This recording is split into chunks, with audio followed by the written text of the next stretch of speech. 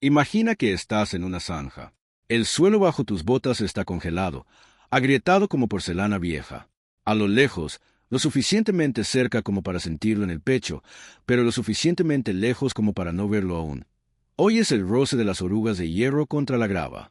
Es un sonido que quienes lo han sobrevivido describen siempre de la misma manera.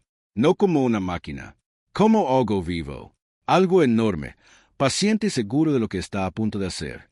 No tienes artillería, no tienes cañones antitanque, no tienes apoyo aéreo.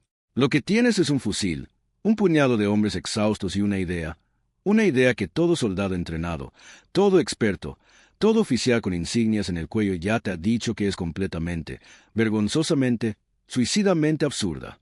Los tanques se acercan, y en algún lugar de tu interior, más allá del miedo, el frío y la lógica militar que te dice que retrocedas, hay otra voz, una voz más suave, la voz de un hombre que dedicó su vida a aprender un oficio muy diferente, no el arte de la guerra, sino el arte de tomar algo grande, poderoso y reducirlo a su punto más vulnerable. Esa voz está a punto de cambiarlo todo. Para comprender lo que sucedió en aquellos días gélidos, primero hay que comprender el mundo en el que se desarrolla esta historia. Un mundo que ya había sido destrozado una vez y que ahora veía cómo sus pedazos volvían a caer. Corría el año 1944. El frente oriental de la Segunda Guerra Mundial se había convertido en el escenario de conflicto armado más extenso y brutal de la historia. Desde la tundra ártica de Finlandia, en el norte, hasta las áridas llanuras de Ucrania, en el sur, una distancia de casi 3.000 kilómetros, consumía hombres y material a un ritmo inimaginable. Tan solo la Unión Soviética había perdido a más de 20 millones de personas en ese momento de la guerra. Ciudades enteras habían quedado reducidas a escombros. Poblaciones enteras habían sido desplazadas o aniquiladas. La magnitud del conflicto era simplemente inhumana. Y en el centro de esa matemática estaba el tanque. Las divisiones panzer alemanas redefinieron la guerra cuando invadieron Polonia en 1939.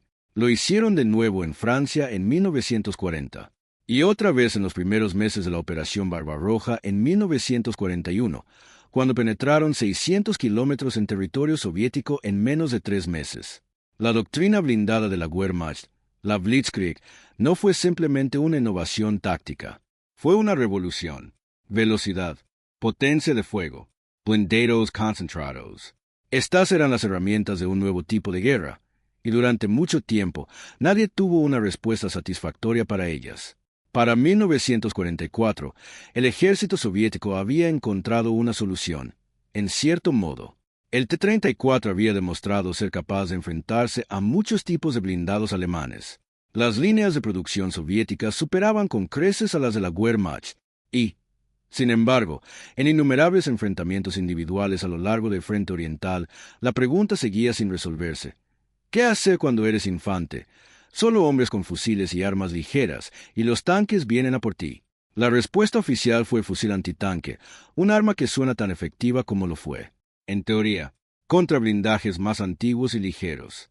Pero contra el Panzer IV, el Panzer, y sin duda contra el King Tiger, una bestia que pesaba casi 70 toneladas y lucía hasta 185 milímetros de blindaje frontal, el fusil antitanque estándar era poco más que un golpe discreto en una puerta de hierro. El Panzerfaust existía y era efectivo en teoría, pero requería que un soldado dejara que un tanque se acercara a 30 metros de su posición antes de poder usarlo. 30 metros. Menos que la longitud de una casa. Para muchos hombres que lo intentaron, fue el último acto de valentía que realizaron. El problema no era solo táctico, era psicológico. Los blindados tienen un efecto sobre la infantería que ninguna otra arma logra igualar. Crean una particular sensación de impotencia, la de ser frágil como el papel en un mundo de hierro. Cuando los tanques atacaban una línea defensiva defendida únicamente por fusileros, el resultado a menudo no era una batalla, sino una desbandada. Los hombres huían, las líneas se derrumbaban, y el avance alemán continuaba. Esta era la situación a la que se enfrentaban las fuerzas soviéticas en innumerables sectores del frente durante el invierno de 1944. La necesidad de una solución antitanque improvisada, desplegable y a nivel de infantería no era una cuestión teórica. Era una necesidad desesperada. Y nadie, ni los generales, ni los ingenieros, ni los oficiales que habían dedicado años al estudio de la ciencia militar, había encontrado una solución viable. En cualquier caso, nadie que hubiera sido entrenado para pensar como un soldado. Su nombre era Semyon Areiv, y si lo hubieras conocido en los años previos a la guerra, jamás habrías pensado en guardar su nombre para la posteridad. Era carnicero. No era una metáfora, ni una metáfora poética. Era un carnicero de verdad, un hombre que trabajaba con sus manos en el oficio que le había enseñado su padre, en un pequeño pueblo del oeste de la Unión Soviética. No tenía formación militar, ni título de ingeniería, ni formación formal en balística, metalurgia o física de cargas huecas. Lo que sí tenía era algo que la educación formal a veces puede erradicar accidentalmente: la capacidad de analizar un problema complejo y formular una pregunta muy sencilla. Una pregunta que solo parece obvia después de que alguien la haya planteado. La cuestión, tal como Hale la formularía más tarde, era la siguiente: toda máquina compleja tiene un punto débil, un punto donde todo depende de que todo lo demás permanezca conectado. Si encuentras ese punto débil, no necesitas destruir toda la máquina, solo necesitas interrumpir ese punto débil. Lo había aprendido con el ganado vacuno, con los cerdos, con cada animal grande y fuerte que pasaba por su taller. El secreto nunca fue la fuerza bruta contra la fuerza bruta. El secreto siempre fue la precisión. Encontrar el punto más vulnerable del sistema y actuar antes de que éste pudiera reaccionar. Cuando fue reclutado por el Ejército Rojo en los primeros años de la guerra, sirvió primero como infante. Luchó, sobrevivió, un logro que merece más reconocimiento del que suele recibir cuando se aplica a los soldados de infantería soviéticos en el frente oriental, donde la tasa de mortalidad era estremecedora. Era observador. Observó cómo operaban los blindados alemanes. Observó cómo respondían los soldados soviéticos. Se dio cuenta de lo que funcionaba y lo que no. Y poco a poco, a través de la larga acumulación de observaciones que supone simplemente sobrevivir en una zona de guerra el tiempo suficiente para ver cómo se repetían las cosas, comenzó a desarrollar su teoría. La teoría tenía que ver con las vías. El blindaje de los tanques, sobre todo en 1944, se había vuelto extraordinariamente resistente a las armas de infantería desde frente. La placa frontal de un Panzer desviaba casi todo lo que un soldado de infantería pudiera lanzarle. Pero las orugas eran diferentes. Las orugas eran mecánicas. Las orugas estaban expuestas. Las orugas eran, en cierto modo, su punto débil. Un tanque sin orugas no es un tanque. Es un búnker. Una fortificación fija con un cañón de gran calibre. Peligroso, sin duda, pero no puede avanzar. No puede flanquear. No puede explotar. Está atascado. Y un blindaje atascado, en una operación ofensiva, es peor que no tener blindaje, porque se convierte en un obstáculo, un punto de reunión, un objetivo que atrae el fuego enemigo y mantiene la atención. Un tanque averiado en medio de una columna no solo detiene un vehículo, detiene todo lo que hay detrás. Cray Chowes obliga a los comandantes a tomar decisiones bajo presión. Disuelve el impulso que hace que el blindaje sea efectivo en primer lugar. La idea de Areiv, una idea que haría reír a los oficiales, luego los dejaría en silencio y finalmente los observaría con una mezcla de asombro y admiración, era la siguiente: no intentar destruir el tanque, inutilizar su movilidad, y hacerlo no con un arma diseñada específicamente para ese fin, sino con algo tan simple, tan rudimentario, de apariencia tan poco seria, que ni siquiera se percibiría como una amenaza hasta que fuera demasiado tarde. Quería utilizar cargas explosivas modificadas, dispositivos improvisados construidos con materiales disponibles, moldeados y colocados para destruir los eslabones de las orugas y las ruedas en los puntos específicos donde eran más vulnerables mecánicamente. Quería desplegarlas no como minas en el sentido tradicional, enterradas, pasivas, a la espera, sino como herramientas de emboscada activas, colocadas y detonadas en tiempo real por pequeños equipos que trabajaban de forma coordinada. Había calculado su geometría. Los eslabones de la oruga se unen en puntos de pivote.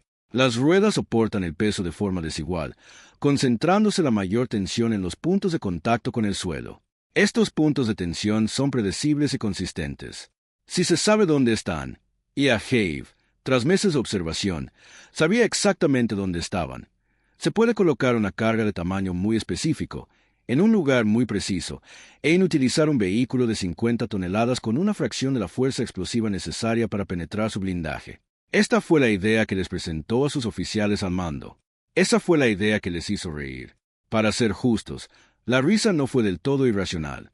La mentalidad militar opera dentro de marcos establecidos por buenas razones. La doctrina existe porque la improvisación individual en combate, sin estructura, conduce al caos. El instinto de descartar la idea de que un carnicero rediseñara la doctrina antitanque desde sus principios fundamentales no fue pura arrogancia. Fue cautela institucional. Una cautela institucional que, en este caso, resultó completamente errónea. Las objeciones específicas fueron numerosas. Los sistemas exigían que los hombres se acercaran peligrosamente a los blindados activos, lo suficiente como para observar y cronometrar su despliegue, lo que parecía una sentencia de muerte. El sistema requería la coordinación entre varios equipos pequeños que operaban simultáneamente, lo que exigía un nivel de disciplina considerado imposible de mantener en condiciones de combate. Y la premisa fundamental, que inutilizar las orugas de un tanque en medio de un enfrentamiento causaría el tipo de interrupción operativa que Ageib afirmaba, era considerada una ilusión por aquellos hombres que habían visto tanques simplemente atravesar obstáculos con sus orugas restantes y continuar combatiendo. Se equivocaron en los tres aspectos, pero aún no lo sabían. Lo que salvó la idea de Ageib de la tumba burocrática donde yacen la mayoría de las ideas poco convencionales en la historia militar fue una combinación de factores que rara vez coinciden.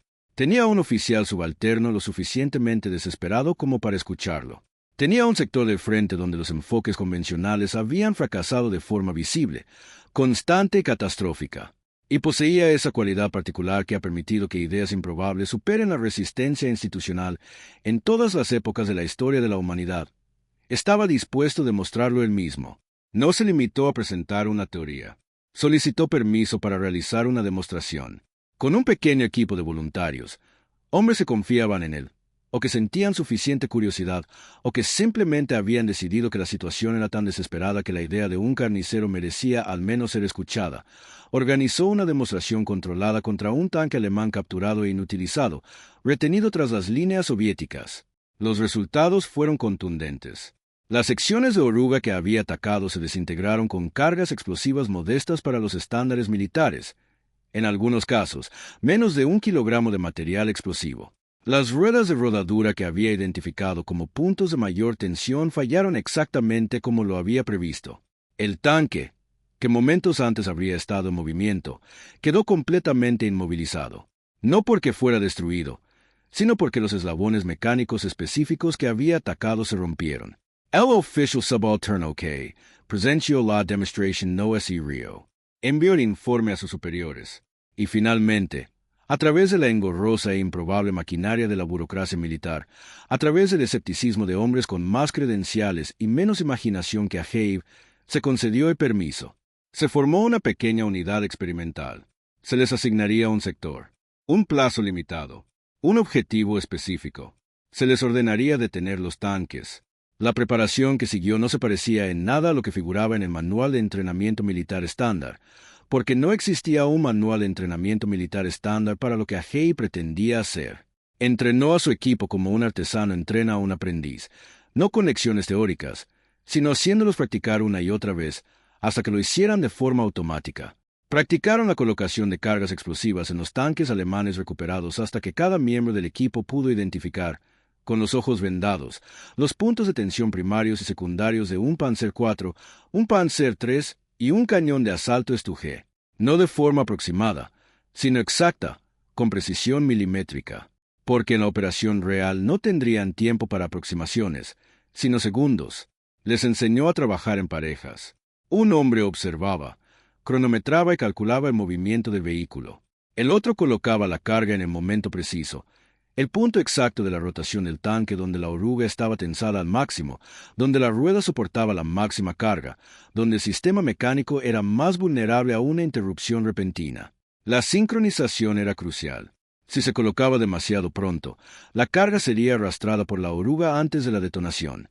Si se colocaba demasiado tarde, el tanque ya habría pasado el punto de colocación óptimo. Les enseñó a pensar en la columna en su conjunto, no solo en el vehículo individual.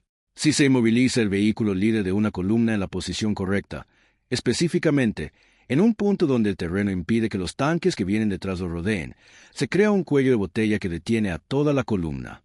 Se multiplica el efecto de una sola acción en muchos vehículos. La inmovilización de un tanque se transforma en la parálisis de 10. Les enseñó paciencia. Lo más difícil de enseñar a los soldados en combate es a esperar. El instinto es actuar. El movimiento da sensación de seguridad. Ahiv sabía, por años de trabajo en un campo muy diferente, que el momento oportuno para actuar casi siempre llega más tarde de lo que parece. Hay que esperar hasta que el animal esté exactamente donde se necesita. Entonces se actúa. Ni antes. Los entrenó en la retirada. Les enseñó qué hacer cuando la infantería de apoyo que rodeaba un tanque averiado comenzara a reaccionar. Les enseñó cómo moverse por un terreno que de repente se volvía hostil sin ofrecer un objetivo claro.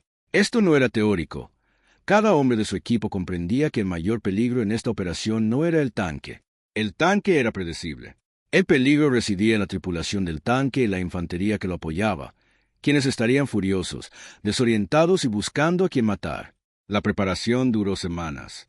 La unidad se mantuvo pequeña, deliberadamente y estratégicamente. Ahiv comprendió algo que las grandes organizaciones militares a veces olvidan. El tamaño genera fricción.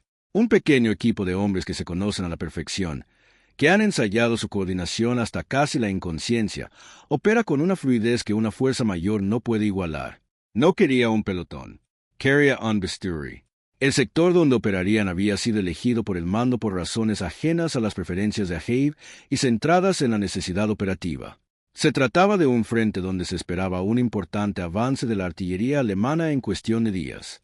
El terreno era una mezcla de suelo helado y bosque poco denso, transitable para los tanques, pero solo por ciertos corredores que la vegetación y el terreno dictaban. Esto era crucial. Significaba que Ahiv podía predecir, con bastante certeza, por dónde irían los tanques. Y si uno sabe por dónde van los tanques, puede llegar primero. Colocó a sus equipos a lo largo de los dos corredores más probables. Había estudiado el terreno con la misma atención metódica con la que una vez analizó los cortes del cuerpo de un animal, fijándose no en la superficie, sino en la estructura subyacente. ¿Dónde se soportaba el peso? ¿Dónde se concentraba la tensión? ¿Dónde era vulnerable el sistema? Encontró sus puntos. Colocó a sus hombres. Y luego esperó. La columna alemana comenzó a moverse al amanecer en una mañana que, según los registros del sector, transcurrió sin incidentes. La temperatura rondaba los 12 grados bajo cero. El cielo lucía el característico gris uniforme de una mañana de invierno, con nubes tan homogéneas que ni siquiera proyectaban sombras. La visibilidad era adecuada. El suelo estaba completamente congelado, lo cual facilitaba el movimiento de los blindados. El grupo operativo contaba con 31 tanques alemanes, una fuerza considerable, suficiente para atravesar posiciones defensivas ligeras sin perder el ritmo. Avanzaban en la formación de columna estándar. Los elementos de vanguardia sondeaban el terreno y el grueso lo seguía a intervalos regulares. Las tripulaciones eran experimentadas. La operación había sido planificada y coordinada por hombres que habían llevado a cabo decenas de incursiones similares a lo largo de decenas de corredores similares. Desde la perspectiva alemana, nada parecía inusual. El primer tanque averiado, un Panzer IV, vehículo líder en el corredor principal, se detuvo tan repentinamente que la tripulación inicialmente supuso una falla mecánica. La oruga se desprendió de la manera específica y catastrófica que Ahiv había diseñado para producir con la carga, no una explosión, sino una separación limpia en el punto de pivote, con una deformación secundaria de la rueda delantera que impidió cualquier intento de reparación de emergencia en el campo. El tanque no explotó, no se incendió, simplemente se detuvo, en medio del corredor, en una posición donde el terraplén congelado a ambos lados hacía prácticamente imposible rodearlo sin una demora considerable. El segundo tanque, que venía 30 metros detrás, se detuvo para evitar la colisión. El tercero se detuvo detrás del segundo. La columna fue detenida. Lo que ocurrió en los minutos siguientes fue el resultado de todo lo que Ahiv había planeado y de todo el entrenamiento de su equipo. Trabajando en parejas, durante el breve lapso de confusión antes de que la infantería alemana y las tripulaciones de los tanques pudieran organizar una respuesta, sus hombres avanzaron por los flancos de la columna. No pretendían destruir todos los tanques. No contaban con los recursos para ello, y Ahiv jamás había sugerido que los tuvieran. Su objetivo era generar una disrupción mecánica suficiente, con suficientes vehículos inutilizados, ubicados en suficientes puntos estratégicos a lo largo de la columna, para obligar a todo el grupo operativo a detenerse y reevaluar la situación. El segundo vehículo averiado se encontraba en medio de la columna. Esto fue intencional. Una columna detenida en su cabecera a veces puede sortear el obstáculo. Los comandantes están entrenados para ello. Una columna detenida tanto en la cabecera como en el medio no puede. La logística de recuperación, la eliminación de la amenaza por parte de la infantería, la toma de decisiones del mando bajo presión. Todo esto requiere tiempo. Tiempo que el defensor utiliza y el atacante pierde. La tercera avería se produjo en la parte trasera de la columna. 3 vehículos, situados a la cabeza, en el medio y en la cola de una columna de 31 tanques. Y la columna se detuvo. No todo, ni todo a la vez. La guerra nunca es tan clara como un diagrama. Pero el impulso se había roto. La confusión en el mando era real y cuantificable. Las fuerzas alemanas, ante una amenaza sin precedentes e indefinida, algo que no se comportaba como fuego de infantería, ni como un campo minado en el sentido tradicional, ni como ningún tipo de resistencia para la que habían sido entrenadas específicamente, se ralentizaron, se detuvieron, solicitaron reconocimiento y apoyo aéreo antes de continuar. En las 48 horas siguientes, el equipo de Agei confirmó la inutilización de 30 vehículos blindados de ese grupo operativo. No fueron destruidos por completo. La mayoría de esos tanques fueron recuperados posteriormente. En principio, podían repararse. Pero durante el periodo crucial, en las 48 horas en las que se suponía que el avance alemán ya había alcanzado su objetivo, esos vehículos permanecieron inmóviles. El avance fracasó. La línea defensiva resistió. 30 tanques, 48 horas, y la mayoría de las cargas utilizadas en la operación pesaban menos de 1 kilogramo cada una.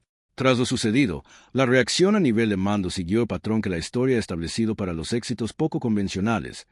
Primero, una carrera por comprender lo que había ocurrido, luego, un periodo de debate institucional, y finalmente, lenta y reticentemente, con la particular elegancia de una organización que reconoce que alguien ajeno a su propio marco había resuelto un problema que ella no pudo, un reconocimiento formal de que se había logrado algo extraordinario. Agei recibió la condecoración que el ejército soviético otorgaba por contribuciones individuales significativas a las operaciones de combate. Sus métodos quedaron documentados. Los informes posteriores a las operaciones de su unidad se difundieron, no de inmediato, ni ampliamente, y con la fricción burocrática que acompaña a cualquier conocimiento que implique que la opinión generalizada era errónea. Pero se difundieron. Más importante aún, su idea central fue estudiada. La noción de que la vulnerabilidad de las orugas representaba una clase de objetivo operacional genuina, no solo una improvisación de emergencia, sino un objetivo legítimo para las tácticas antitanque de la infantería, comenzó a influir en la doctrina de entrenamiento en al menos algunos sectores del ejército soviético. El énfasis en los puntos de tensión mecánica predecibles, la disciplina de la sincronización por encima de la fuerza, el efecto multiplicador de inutilizar vehículos en posiciones que creaban cuellos de botella en lugar de simplemente destruirlos. Estas ideas no surgieron de las academias de oficiales, no emergieron del cuerpo de ingenieros ni de las oficinas de desarrollo de armamento. Surgieron de un hombre que había aprendido a pensar en cosas grandes y poderosas en función de sus momentos más vulnerables, en un oficio que nada tenía que ver con la guerra. Su legado es más difícil de rastrear que la campaña de un general famoso o una batalla decisiva. No tiene una fecha precisa grabada en un monumento, pero existe, en el desarrollo de la doctrina soviética de infantería antitanque en la posguerra, en los análisis de la OTAN sobre los combates en el frente oriental que moldearon el pensamiento militar occidental, sobre la vulnerabilidad de las columnas blindadas ante pequeños equipos de infantería coordinados y de alta precisión. En el cambio, lento, controvertido, nunca completo, que se aleja de la premisa de que la única respuesta válida a los blindados es un blindaje más grande o armamento más pesado. El legado reside en la pregunta que Agei obligó a los estrategas militares a plantearse seriamente. ¿Cuál es la intervención más sencilla posible para lograr el resultado operacional deseado? No la más poderosa, no la más sofisticada técnicamente, la más sencilla. Porque en la guerra, como en una carnicería, la sencillez es sinónimo de fiabilidad, y la fiabilidad es lo que importa cuando la presión es máxima y el margen de error es nulo. Hay algo en esta historia que trasciende las tácticas específicas y la batalla concreta y llega a un plano más universal, algo que merece la pena reflexionar un momento. Las instituciones encargadas de resolver este problema contaban con todos los recursos, la formación, la autoridad oficial y la experiencia necesarias. Sin embargo, no lo lograron. No por falta de empeño, ni por falta de inteligencia o compromiso, sino porque el marco conceptual en el que pensaban era, precisamente, erróneo. Se preguntaban, ¿cómo destruimos el tanque? Y esa pregunta, por razonable que parezca, los conducía a respuestas que requerían más potencia de fuego de la que disponían. Agei planteaba una pregunta diferente. No cómo destruirlo, sino cómo detenerlo. Y esa pregunta, más sutil, más silenciosa, más difícil de tomar en serio en un contexto que exalta la fuerza, abrió una puerta que la pregunta principal había estado bloqueando. Esto ocurre con cierta regularidad en la historia de la humanidad. Quien resuelve el problema que los expertos no pueden rara vez es más inteligente que ellos. Su experiencia los ha moldeado de manera diferente. Poseen un modelo mental creado con un propósito distinto que, al entrar en contacto con el problema, se ajusta de formas que los modelos mentales estándar no lo hacen. Un carnicero sabe de sistemas. Sabe cómo algo grande, imponente y aparentemente invulnerable depende en realidad de una cadena de conexiones específicas y frágiles. Sabe lo que sucede cuando se encuentra el punto exacto y se aplica la fuerza precisa en el momento justo. No necesitaba formación militar para saberlo. Lo había aprendido en un contexto totalmente distinto, con materiales totalmente diferentes y por razones totalmente distintas. Y cuando llegó la guerra, aparecieron los tanques y las respuestas convencionales fallaron. Él fue el único en la sala que, por casualidad, ya tenía el modelo mental adecuado. El ejército soviético acabó reconociéndolo. Quizás no con la contundencia ni la generosidad que debería haber tenido. Las burocracias rara vez reconocen la deuda que tienen con quienes trabajan fuera de ellas. Pero la reconoció. 30 tanques inutilizados y una línea defensiva mantenida son argumentos indiscutibles, independientemente de la opinión que se tenga sobre la persona que los gestionó. Si esta historia te impactó, si hubo un momento en que sentiste un cambio, en que reflexionaste sobre problemas de tu propia vida que podrían verse diferentes desde otra perspectiva, entonces ya entiendes por qué contamos historias como esta. Porque la historia no es solo el registro de lo sucedido. Es el manual de instrucciones para pensar. Y Semyon Agei, un carnicero que no tenía nada que ver con la doctrina militar, nos dejó algo más valioso que una innovación táctica. Nos recordó que la persona que hace la pregunta más sencilla a veces es quien tiene la respuesta más importante. Si este documental te conmovió, si te hizo reflexionar sobre el verdadero significado de la experiencia o sobre dónde surgen las soluciones cuando las respuestas convencionales se agotan, por favor, dale un me gusta. Solo te llevará 2 segundos y realmente ayuda a que este tipo de relatos históricos lleguen a quienes necesitan escucharlos. Y si eres nuevo por aquí, bienvenido. Este canal se llama Español Historia, y somos una comunidad creada precisamente en torno a este tipo de historias. Las no contadas, las que quedaron fuera del registro histórico oficial, las de personas cuyos nombres nunca aprendiste en la escuela, pero cuyas acciones moldearon el mundo en el que vives. Suscríbete para no perderte la próxima. Cada notificación es una historia más que te habrías perdido. Ahora les dejo una pregunta para los comentarios, y de verdad quiero saber su respuesta. ¿Alguna vez han resuelto un problema utilizando conocimientos de un campo completamente diferente, algo que nadie más en la sala sabía cómo aplicar? Cuéntenme. Siempre vale la pena leer las conversaciones en esta comunidad. La próxima vez nos adentraremos en un escenario bélico que la mayoría del público occidental nunca ha comprendido del todo. Una sola decisión, tomada por un hombre a que le dijeron que era imposible, que cambió el rumbo de toda una campaña y salvó miles de vidas. ¿Crees conocer la historia? Te equivocas. Sigue leyendo. Y a todos los que ven, comparten y escriben un comentario a las 2 de la mañana porque una historia de hace 70 años les conmovió. Gracias. De verdad, ustedes son la razón por la que este trabajo importa.